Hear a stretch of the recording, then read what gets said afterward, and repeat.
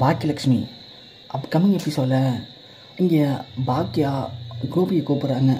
கோபி உங்கள்கிட்ட வந்து பேசணும் வரீங்களா அப்படின்னு பாக்கியாவாக வந்து கோபியை கூப்பிடவும் கோபிக்கு சந்தோஷம் தாங்கலை.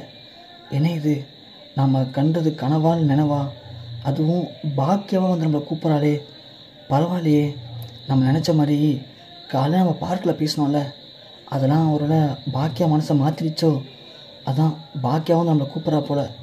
எது எப்படியோ இப்போ தான் நம்ம சரியான முடிவு எடுத்திருக்கோம் அப்படின்னு இங்கே கோபி உடனே பாக்கியா கூப்பிட்டோன்னே அங்கே போகிறாங்க.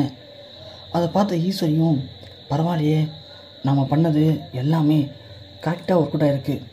பாக்கியாவே வந்து நம்ம கோபியை கூப்பிட்டு போகிறா, ஏதோ பேச போகிறா. எப்படியோ என் மகனை அவள் மன்னிச்சு ஏற்றுக்கிட்டா அதுவே போதும் எனக்கு. சாமி, என் மகனை மட்டும் அவன் மன்னிச்சு ஏற்றுக்கிட்டானா நான் உனக்கு கெடா வெட்டி விருந்தே வைக்கிறோமா அப்படின்னு இங்கே ஈஸ்வரி சாமிக்கிட்டலாம் வேண்டிக்கிறாங்க. கரெக்டாக வேண்டிக்கிட்டு அங்கே பார்த்தா கோபியை பாக்கியா கூப்பிட்டு, கோபி உட்காரும் கோபி அப்படின்னு டைனிங் டேபிளில் உட்கார வைக்கிறாங்க. அதை பார்த்ததும் கோபிக்கு என்ன பண்ணுறேன்னு தெரில. பாக்கியா நீயா பேசுகிற அப்படின்னு கேட்குறாங்க. ஆமாம் கோபி நான் தான், உட்காருங்க அப்படின்னு சொல்லுவோம். கோபி உட்காராது. உட்காந்தோடனே பரவாயில்ல பாக்கியா, நீ இவ்வளோ சீக்கிரம் என்னை மன்னிச்சு ஏற்றுப்பேன்னு நான் நினச்சி கூட பார்க்கல. நான் தான் உன்னை புரிஞ்சுக்க இத்தனை வருஷம் ஆயிடுச்சு, ஆனால் நீ என்னை நல்லாவே புரிஞ்சுக்கிட்ட. அதுவும் நான் பண்ண எல்லா தப்பையும் மறந்து மன்னிச்சு என்னை ஏற்றுக்கிட்டதுக்கு ரொம்ப நன்றி. எங்கள் அம்மா நீ நானும் சேர்ந்து வாழணும்னு ரொம்ப ஆசைப்பட்றாங்க. எங்கள் அப்பா ஆசைப்பட்ட மாதிரி தான் நான் எதுவுமே பண்ணலை. எங்கள் அப்பாவோட ஆசை எல்லாமே நிறைவேறாத ஆசையாக அவரும் போய் சேர்ந்துட்டார். ஆனால் எங்கள் அம்மா இப்போ ஆசைப்படுறது ஒன்றையோடு மட்டும்தான் பாக்கியா. நீ நானும் சேர்ந்து பழைய மாதிரி சந்தோஷமாக வாழணும்னு ஆசைப்பட்றாங்க. அதை மட்டும் எப்படியாவது நிறைவேற்றணும் தான் நான் இப்போ போராடிட்டுருக்கேன். அதுக்கும் பலன் கிடச்சிச்சு. எப்படியோ நீ என்னை புரிஞ்சுக்கிட்டு என்னை ஏற்றுக்கிட்டியே, அதுவே போதும் பாக்கியா. நாம் இனிமேல் ஒரு புதிய வாழ்க்கை ஆரம்பிக்கலாம் பாக்கியா. 2 பேரும் சந்தோஷமாக இந்த வீட்டில் ஒத்துமையாக வாழலாம் பாக்கியா அப்படின்னு இங்கே கோபி சொல்ல, பாக்கியா உடனே கோபி பால் சாப்பிட்றீங்களா டீ போடவா அப்படின்னு கேட்குறாங்க. பாக்கியா உன் கையில் எது கொடுத்தாலும் ஓகே தான் பாக்கியா அப்படின்னு சொல்ல, சரி நான் உங்களுக்கு பாலே தரேன் அப்படின்னு சொல்லிட்டு பாக்கியா இங்கே பாலை சூடு பண்ணி கொண்டு வந்து தராங்க. அதை கோபி வாங்கி குடிச்சிட்டு, பாக்கியா பாலே அமிர்தமாட்டம் இருக்குது பாக்கியா, உன் கையால் சாப்பிட்டு எவ்வளோ நாளாச்சு நான் அப்படின்னு கோபி சொல்ல, பாக்கியாவும் அப்படியே கோபியை ஒரு மாதிரி குறுக்கு பார்த்து உட்காந்துருக்காங்க. இதை பார்க்குற ஈஸ்வரிக்கு இங்கே சந்தோஷம் தாங்கலை. ஈஸ்வரி சாமியெல்லாம் வெட்டிக்கிறாங்க. அதை செல்வி பார்க்குறாங்க. என்ன இது, ஈஸ்வரியா மேடம் அங்கே இருந்து பார்த்துட்ருக்காங்க, அப்படி என்னத்தை பார்க்குறாங்க அப்படின்னு இவங்க எட்டி பார்க்குறாங்க. என்ன அக்கா அப்படி இப்படி பேசிட்டு கடைசியில் இங்கே வந்து கோபி சார் கூட இப்படி உட்காந்து பேசிகிட்ருக்கு, அவ்வளோதான் கோபி சார் அக்கா மனசை மாற்றிட்டார் போலையே அப்படின்னு செல்வி பார்க்க, செல்வியை ஜெனி பார்க்குறாங்க. என்ன செல்வி அக்கா அங்கேன்னு என்ன பார்க்குறாங்க அப்படின்னு பார்க்க, இங்கே கோபி அங்கிளும் பாக்கியா ஆண்டியும் பேசுகிறத ஜெனியும் பார்க்குறாங்க. ஓ இப்படியே அடுத்தது ஜெனியை பார்த்து செலின்னு பார்க்குறான், செலினை பார்த்துட்டு இனியா வந்துடுறாங்க. இப்படி எல்லாருமே 1 by 1 அங்கே நின்று இங்கே என்ன நடக்குதுன்னு பார்க்குறாங்க.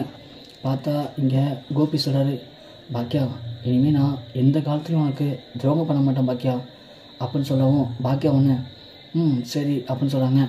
நான் பண்ண எல்லா தப்புக்கும் என்னை மன்னிச்சிரு பாக்கியா. நான் எதையுமே சரியாக புரிஞ்சுக்காமல் என்னுடைய அவசர குணத்தினால தான் இவ்வளோ பிரச்சனையுமே. இனிமேல் கண்டிப்பாக நான் அப்படி எந்த தப்பு பண்ண மாட்டேன் பாக்கியா. இனிமேல் உனக்கும் நம்ம பிள்ளைங்களுக்கும் நல்ல ஒரு புருஷனா, நல்ல ஒரு அப்பனா, நல்ல ஒரு மனுஷனா வாழ்ந்து காட்டுவோம் பாக்கியா அப்படின்னு இங்கே கோபி சொல்கிறாரு. இதெல்லாம் கேட்டு இங்கே இனியா, செடியன் அப்புறம் ஈஸ்வரி 3 பேரும் பயங்கரமாக சந்தோஷப்படுறாங்க. ஆனால் இன்னொரு பக்கம் ஜெனி செல்வின்னு எல்லாருமே செம்மையாக ஷாக்காகி நிற்கிறாங்க. என்ன ஆன்ட்டி அப்படியே மனசு மாறிட்டாங்க அப்படின்னு இங்கே பாக்கியா, சரிங்க கோபி உடம்பு இப்போ எப்படி இருக்குது பரவாயில்லையா அப்படின்னு கேட்குறாங்க. பாக்கியா இப்போ எனக்கு உடம்பு நல்லாயிடுச்சு பாக்கியா, யானை பலம் வந்த மாதிரி இருக்குது பாக்கியா எனக்கு இப்போது அப்படின்னு கோபி சொல்கிறாரு. உடனே பாக்கியா அப்போது உடம்பு எந்த பிரச்சனை இல்லை கோபி உங்களுக்கு அப்படின்னு கேட்க, இங்கே ஈஸ்வரிக்கு சந்தோஷம் தாங்கலை. கோபி ஒன்று இல்லை பாக்கியா இப்போ நல்லா தான் இருக்கேன் அப்படின்னு சொல்கிறாங்க. சரி கோபி அப்போது உடம்பு நல்லாயிடுச்சு, எந்த பிரச்சனையும் இல்லை, சந்தோஷமாக இருக்கீங்க, அப்புறம் ஏன் இங்கே இருக்கீங்க அப்படின்னு இங்கே பாக்கியா கேட்க கோபிக்கு செம்ம ஷாக்காக இருக்குது. கோபி தாண்டி ஈஸ்வரி, செலியன், இனியா 3 பேரும் செம்மையாக ஷாக்காக வராங்க. என்ன அம்மா இப்படி பேசுகிறாங்க அப்படின்ட்டு இங்கே பாக்கியா கேட்குறாங்க. கோபி என்ன புரியலையா? உடம்பு சரியில்லை, அம்மா கூட இருக்கணும், உங்களை உங்கள் அம்மா நல்லா பார்த்துக்கணும்னு இங்கே அழைச்சிட்டு வந்தாங்க. ஓகே, இது உங்கள் வீடு கிடையாது, இருந்தாலும் உடம்பு சரியில்லை நானும் விட்டுட்டேன். இப்போது உடம்பு நல்லா ஆயிடுச்சு, யானை பலம் கிடச்சிருச்சு, நல்லா தான் இருக்கீங்க, அப்புறம் ஏன் இங்கே இருக்கீங்க? உங்கள் வீட்டுக்கு போக வேண்டியதானே? அதை விட்டுட்டு இப்படி கொஞ்சம் கூட அசிங்கமாக இல்லை உங்களுக்கு இங்கே உட்காந்துருக்கிறதுக்கு அப்படின்னு பாக்கியா கேட்க ஈஸ்வரி கோவப்பட்டு வந்துடுறாங்க. பாக்கியா என்ன பேசிகிட்டு இருக்க? அவன் இங்கே தான் இருப்பான்னு சொல்லிட்டான்ல, அப்புறம் ஏன் அவன்கிட்ட இப்படி பேசிகிட்டு இருக்க அப்படின்னு சொல்ல, போதும் அத்தை நிப்பாட்டுங்க.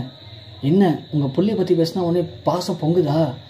இதே பாசம் ஏன் இன்னைக்கு உங்கள் வீட்டுக்காரர் இறந்தப்போ இதே புள்ள மேலே பாசம் இல்லாமல் என் புருஷனுக்கு கொல்லி வைக்கக்கூடாது, நீ என் புள்ளி இல்லைன்னு உங்களை அன்றைக்கி விரட்டி விட்டீங்க, ஏன் அந்த பாசம் எங்கே போச்சு அப்படின்னு பாக்கியா கேட்க ஈஸ்வரியால் பேச முடியல. ஏத்த அன்றைக்கி பாக்கியா முக்கியம் இல்லை, பாக்கியை விட ராதிகா தான் நல்ல ஒய்ஃபாக இருப்பா, அவள் தான் திறமையாவ, படித்தவ, எனக்கு பிடிச்சவ அப்படின்னு என்னை விட்டுட்டு அம்போன்னு விட்டுட்டு 3 பிள்ளைகளையும் விட்டுட்டு அந்த ராதிகா படி போனார். இப்போது ராதிகாவை விட இன்னும் பெட்டரான ஒரு பொண்ணு கிடைச்சா அவள் பின்னாடி போக மாட்டான் உங்கள் பிள்ளைங்கிறதுக்கு என்ன நிச்சயம் அத்தை? என்ன நிச்சயம்? அன்னைக்கு இப்படியே பேசி பேசி என் வாழ்க்கை கெடுத்தீங்க, இன்றைக்கி ராதிகா வாழ்க்கை கெடுக்குறீங்க, அடுத்தது இன்னொரு பொண்ணு பார்த்துட்டு போயிட்டா அப்புறம் அந்த பொண்ணு வாழ்க்கையும் கெடுப்பீங்களா? இங்கே பாருங்க அத்தை, வேணாம் விட்டுருங்க.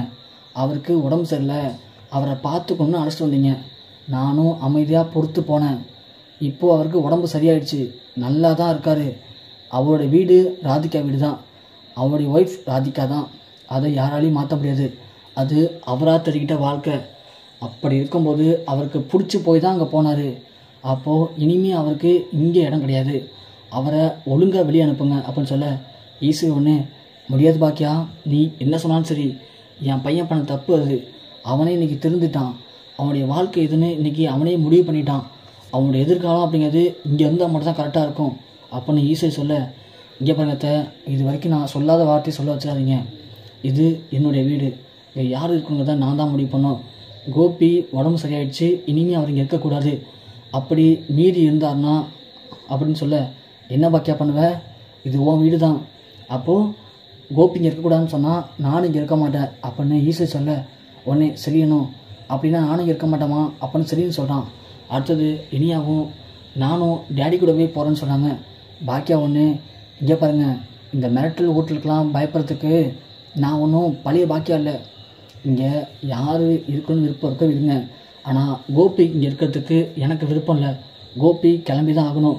கோபி கூட யாரெல்லாம் போகணும்னு ஆசைப்பட்றீங்களோ தாராளமாக போங்க, போய் அவர் ஒய்ஃப் ராதிகா வீட்டில் இருங்க, அங்கே என்ன மரியாதை கிடைக்குதுன்னு பார்த்துட்டு அதுக்கப்புறம் அங்கே இருக்கலாமா வேணாமா எங்கே போகலான்னு டிசைட் பண்ணுங்கள். டிசைட் பண்ணி உங்கள் விருப்பத்துக்கு போய்க்கிங்க, நான் யாரை பற்றியும் கவலைப்பட போதா இல்லை, இது என்னுடைய வீடு, இங்கே தினம் தினம் வந்து ராதிகா சண்டை போகிறத என்னால் பார்த்துட்ருக்க முடியாது, அவங்களுடைய சாபமோ பாவமோ எனக்கு வேணாம், நான் யார் புருஷனையும் அபகரிக்கணும்னு நான் நினைக்கல, என்னுடைய புருஷனையும் அபகரிச்சுட்டு போகும்போது எனக்கு யாரும் சப்போர்ட் பண்ணல, அப்படி இருக்கும்போது நான் அதெல்லாம் விட்டு ஒதுங்கிட்டேன், நான் இப்போது எனக்கான வாழ்க்கையை வாழ்ந்துட்டுருக்கேன், அதனால் இங்கே யாரும் என்னை வச்சு பிரச்சனை போடாதுன்னு நினைக்கிறேன். ஸோ கோபி, நீங்கள் படித்தவர்னு நினைக்கிறேன், உங்களுக்கு எல்லாம் புரியுன்னு நினைக்கிறேன், இதுக்கு மேலே ஓப்பனாக எனக்கு சொல்ல தெரில, தயவு செஞ்சு கிளம்புங்க அப்படின்னு பாக்கியா சொல்ல, கோபியால் பேச முடியாமல் என்ன படம் தெரியாமல் அப்படியே எஞ்சி நிற்கிறாரு. ஈஸ்வரி ஓடி வந்து, கோபி இங்கேருந்து போயிடாது கோபி, இங்கேருந்து போயிட்டேன்னா அம்மாவுக்கு என்ன நடக்கும்னு தெரியாது, அம்மா உயிரோடு இருக்க மாட்டேன் அப்படின்னு சொல்லி கோபியை தடுத்து நிப்பாட்டுறாங்க. பாக்கியா இங்கே ஆட என்னடா இது, கோபியே போகணும்னு நினச்சாலும் அத்தை விட மாட்டாங்களே, என்ன பண்ணுறது இப்போது அப்படின்னு தெரியாமல் இங்கே பாக்கியா யோசிக்க, வாசல் நிற்கிற ராதிகா அப்போ தான் எல்லாத்தையும் புரிஞ்சுக்கிறாங்க. அப்போது பாக்கியா சொன்ன மாதிரி பாக்கியாவுக்கு கோபி மேலே இன்ட்ரெஸ்ட் இல்லை, அவருங்க நம்ம கூட அனுப்ப தான் ட்ரை பண்ணுறாங்க. அப்படின்னா அவங்க சொன்ன மாதிரி கோபி நாளைக்கு நம்மளோட ஒரு பெட்டரான பொண்ணு கிடைச்சா நம்ம விட்டு போக மாட்டான்னு என்ன நிச்சயம், இப்போது பாக்கியோடு சேர்ந்து வாழணும்னு ஆசைப்படுறாரு, நாளைக்கு நம்மளையும் கழட்டி விட்டு போக வாய்ப்பு இருக்குது, அப்படியாப்பட்ட கோபி நமக்கு வேண்டாம் அப்படின்னு ராதிகாவும் முடிவெடுக்கிறாங்க. இப்போது ராதிகா வேண்டான்னு சொன்னால் கோபியோட வாழ்க்கை என்னத்துக்கு ஆக போகுது, ஈஸ்வரி என்ன பண்ணுவாங்க, ஸோ இந்த கதை பிடிச்சிருந்துச்சு அப்படின்னா மறக்காமல் நம்ம வீடியோக்கு ஒரு லைக் பண்ணி நம்ம சேனலை சப்ஸ்கிரைப் பண்ணி தொடர்ந்து நம்ம சேனலுக்கு சப்போர்ட் பண்ணுங்கள்.